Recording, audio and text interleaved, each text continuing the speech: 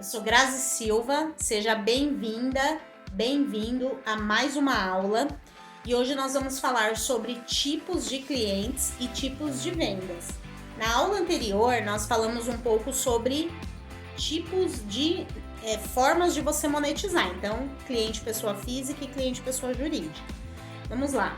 Quando a gente está falando de cliente pessoa física, só retomando, a gente está falando daquele consumidor final, daquele cliente que compra no seu bairro, na loja de shopping, que sou eu e você. Quando nós estamos falando de empresa, exemplificando, nós estamos falando que o Repagina me contratou um serviço seu. Um exemplo que você tenha uma loja de decoração. E aí eu preciso do seu serviço para você decorar um outro espaço, enfim, ou o meu escritório. Eu estou falando de contratação pela empresa. Porém, quem que contratou no final da história? Foi a Grazi. Quem contratou esse serviço, quem comprou esse produto foi a Grazi. Então, a gente não pode esquecer, gente, que independente de você estar vendendo para pessoa física ou pessoa jurídica, é importante que você olhe para esse tomador de decisão como pessoa. Muitas vezes eu vejo as pequenas empresas, principalmente tentando vender para pessoa jurídica, e ele faz todo aquele, nossa, vou deixar tudo bonito, tudo técnico. Não, você precisa encantar as pessoas, porque ali naquela empresa, quem vai comprar o serviço, quem vai comprar o produto são pessoas, tá bom? Basicamente é isso. E aí a gente falando já de comportamento do consumidor, né? Já de comportamento de quem vai contratar os seus serviços. Vamos lá, eu vou exemplificar tudo na pessoa física, mas você pode usar isso também para pessoa jurídica. Em algum ponto eu trago alguma linha de raciocínio para pessoa jurídica. Então, existem 3 níveis de consciência desse cliente. É o cliente que sabe que precisa dos seus serviços, sabe qual é o problema dele e ele sabe quanto que custa tanto o seu serviço quanto da concorrência. O que acontece? Quando a gente tenta vender para esse cliente, a gente concorre por preço. E aí todo mundo fala, Grazi, mas isso todo mundo faz. Sim, todo mundo faz, porém todo mundo fica brigando por preço. Quando você sai desse limbo de clientes, que parece ser mais fácil, você começa a olhar um outro horizonte. E aí a gente já entra no segundo nível de cliente. Esse nível de cliente é aquele assim, ó. Eu sei que eu tenho um problema, mas eu não sei como solucionar esse problema e nem quem vai solucionar esse problema.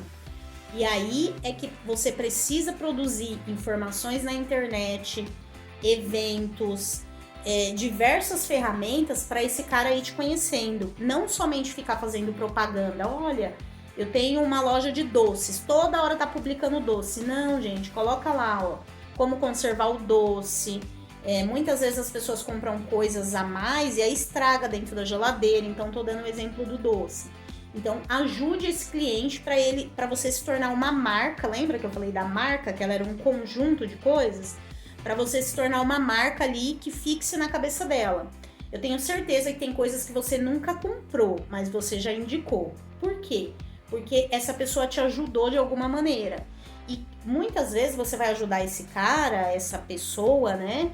E ela vai te indicar para alguém, mesmo sem ela já ter comprado seu serviço e seu produto, tá bom?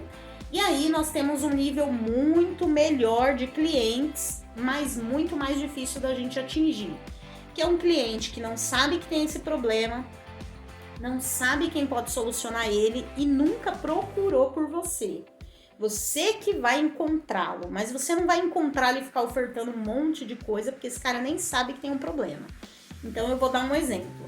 O Repagina-me hoje é uma empresa que cuida de negócios. Então, além da reforma, nós fazemos o processo de alavancagem das vendas desse pequeno negócio. Não existia serviços muito parecidos com esse quando eu entrei no mercado. O que nós fizemos para começar a chamar a atenção desse cliente? Nós pegamos parcerias, né? Então pegamos parcerias com youtubers, com outras empresas de prestação de serviço e comecei a me comunicar com essas empresas, mostrando para elas, olha, sabe por que o comércio do shopping vende mais do que o comércio do bairro? Não sei, Grazi. Porque ele tem um visual feio, os empreendedores não são empoderados e porque ele não é competitivo, porque ele não sabe o que é logomarca, ele não sabe o que é marca, ele não tem essas informações. E aí eu comecei a pegar esse cliente das profundezas e trazer ele ali para aquele nível secundário. Opa, eu tenho um problema, mas quem pode solucionar? Será que essa menina pode solucionar? E aí ele começa a despertar. Então, quando você... E aí exemplificando para outra coisa. Então, vamos supor que você queira vender suas quentinhas aí, suas marmitas para uma empresa. E aí você chegou num ponto que você precisava orientar. Como que eu vou orientar, Grazi, essa empresa para ela ver que eu vendo marmita? Se não só com campanha, né? Só com divulgação.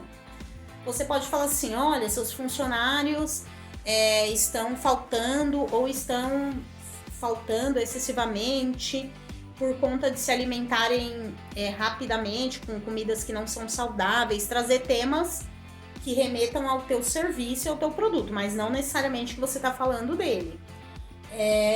5 passos para como manter os seus clientes com uma alimentação, seus funcionários com uma alimentação legal. Faça campanhas internas, e aí você pega alguém que escreve ou que fala muito bem e pede para essa pessoa te ajudar e ter ideias fora da caixa. Quando você começar a educar essa empresa, ela vai falar, quem é essa pessoa que está me educando? Peraí que eu vou lá assistir ela de novo. Peraí que eu vou ler o artigo dela de novo.